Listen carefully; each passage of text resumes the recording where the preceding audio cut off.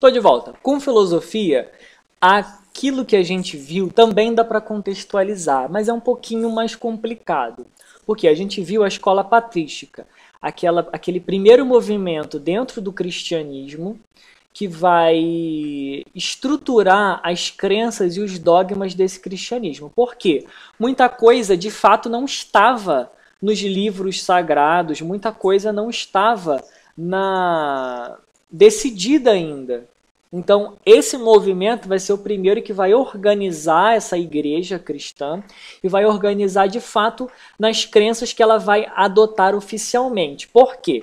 Se você deixar, no pensamento deles, se eles deixassem a coisa rolar como estava, os diferentes grupos cristãos iam criar uma discordância, porque cada comunidade cristã adotava livros sagrados diferentes e acabava acreditando e adotando práticas diferentes.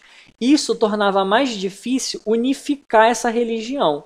Então eles vão adotar essas crenças oficiais para meio que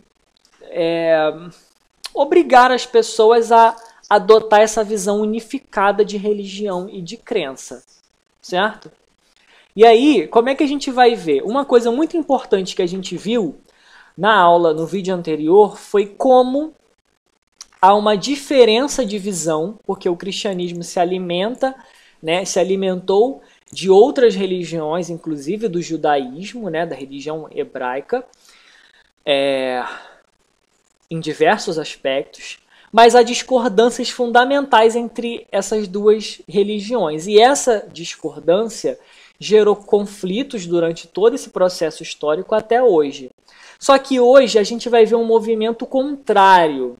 E é isso que eu quero dizer e deixar claro. A gente vai falar de aspectos religiosos atuais e a gente vai falar de certas vertentes religiosas, mas eu peço que vocês não entendam isso como uma crítica, como uma invasão à liberdade de crença. Não estou falando de fé, eu estou falando de práticas religiosas que a gente pode analisar de uma forma conceitual, de uma forma histórica. Isso não é uma crítica e isso não é uma generalização. Eu não estou dizendo que todo mundo que faz parte de um determinado grupo acredita, pensa ou segue tal coisa, entende? Não entendam isso como uma crítica ou uma invasão, certo?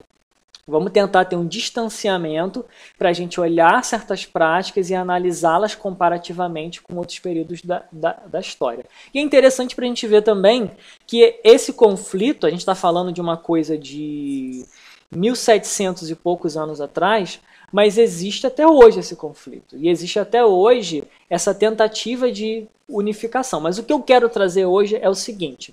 No começo, um movimento muito claro era: vamos diferenciar o cristianismo das outras religiões e vamos tornar o cristianismo unificado, todo mundo acreditando na mesma coisa.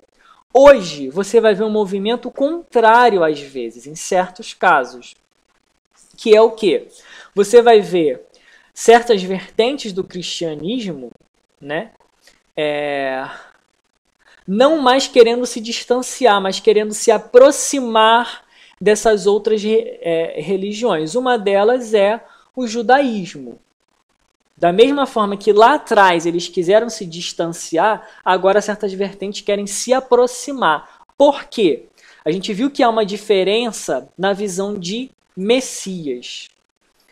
Os judeus acreditam em um Messias, mas um estadista, um rei, uma pessoa forte, militar, uma pessoa que comande exércitos, como o rei Salomão foi, um líder militar, um comandante, uma pessoa que passa uma imagem de força, de comando, de liderança pela força, certo? Que consiga unificar as tribos perdidas e por aí vai. Tem toda essa crença.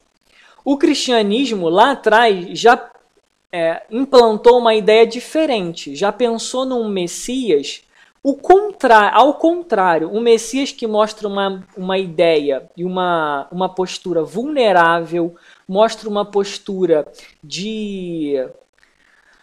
Quando eu falo fraqueza num sentido de que ele não queria pegar em armas, ele não queria se opor ao Império Romano, ele passa essa ideia de fragilidade e de que ele queria lutar também pelas pessoas que estavam numa posição de fragilidade. Então você vai ver no Novo Testamento, né, nos evangelhos, Mateus, Marcos, Lucas e João, você vai ver Jesus sendo retratado como uma pessoa que está do lado do fraco, do doente, do oprimido, até do ladrão, enfim, até da prostituta, que seja. Você vai ver ele do lado dessas pessoas vulneráveis. Então ele vai passar uma ideia de vulnerável. Ele passou tanto essa ideia de vulnerável que ele foi morto, executado pelo Estado romano, de uma forma vulnerável. Ele foi crucificado e esta era uma punição feita para as pessoas que o Estado romano via como pessoas ou perigosas ou pessoas criminosas. Então ele tomou uma postura tão vulnerável pela representação bíblica dos testamentos, que ele foi morto como um criminoso pelo Estado romano. E hoje o que acontece você tem certas vertentes cristãs, principalmente neopentecostais, e aí eu vou dar o exemplo da Universal, ela é uma das vertentes que toma muito essa postura, que vai se alimentar não tanto dos evangelhos, não tanto dessa visão de Messias frágil, mas vai adotar uma ideia de Messias judaica, vai buscar no Velho Testamento aquelas representações de um salvador militar, comandante de exércitos. Isso é uma palavra muito comum, né? Jesus como general, Jesus como um chefe de um exército e os fiéis como soldados obedientes. Isso vai ser uma coisa tão comum no discurso de certas vertentes religiosas que deixa claro para a gente que você vê agora uma aproximação. Queria se distanciar no início dessa visão de Messias hebraico forte, comandante de exércitos, rei, para uma visão frágil. Agora você se distancia dessa fragilidade para voltar àquela visão de força. Então eu trouxe dois exemplos aqui. Essa daqui é uma mensagem no site oficial da Universal, que coloca evidente justamente isso que eu estou falando. Então vamos lá. Vai pegar um versículo. Vamos lá. Bendizei ao Senhor todos os seus exércitos, vós ministros seus que fazeis a sua vontade. Ou seja, para passar a ideia de uma força, de um exército, de um batalhão de soldados, olha a imagem como é bem emblemática, né? Segurando em armas, todos juntos, obedientes, vai pegar Salmos. Salmos, se você sabe, está no Antigo Testamento, não é do Novo Testamento. Ou seja, buscou essa ideia de o Senhor como chefe de exército lá no Antigo Testamento, nos livros hebraicos. E aí passa essa ideia. Se caracteriza por normas rígidas de disciplina, de obediência, de ordem, respeito, hierarquia e submissão. Que é uma ideia que o Jesus, o Cristo do Novo Testamento, dos Evangelhos, talvez discordasse um pouco. Mas isso eu deixo a interpretação de cada um. Mas eu só queria mostrar essa discrepância nessa visão de Messias.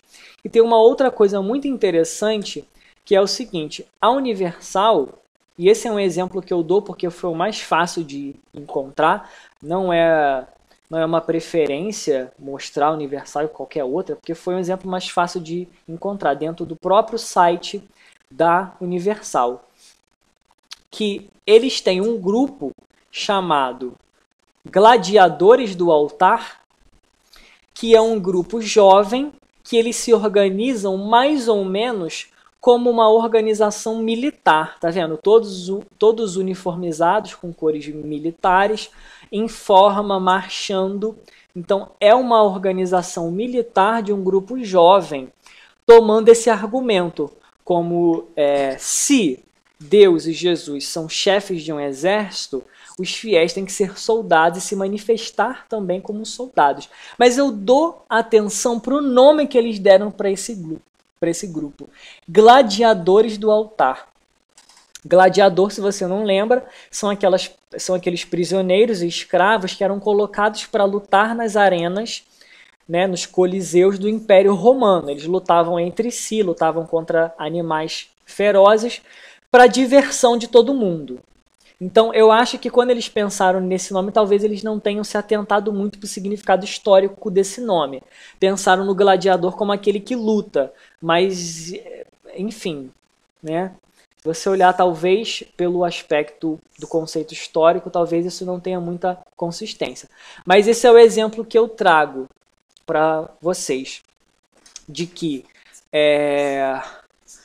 essa discrepância religiosa que a gente vai ver lá no início do cristianismo, ela está presente até hoje. E ela toma sentidos diferentes ao longo do tempo, vai mudando, mas o conflito é o mesmo.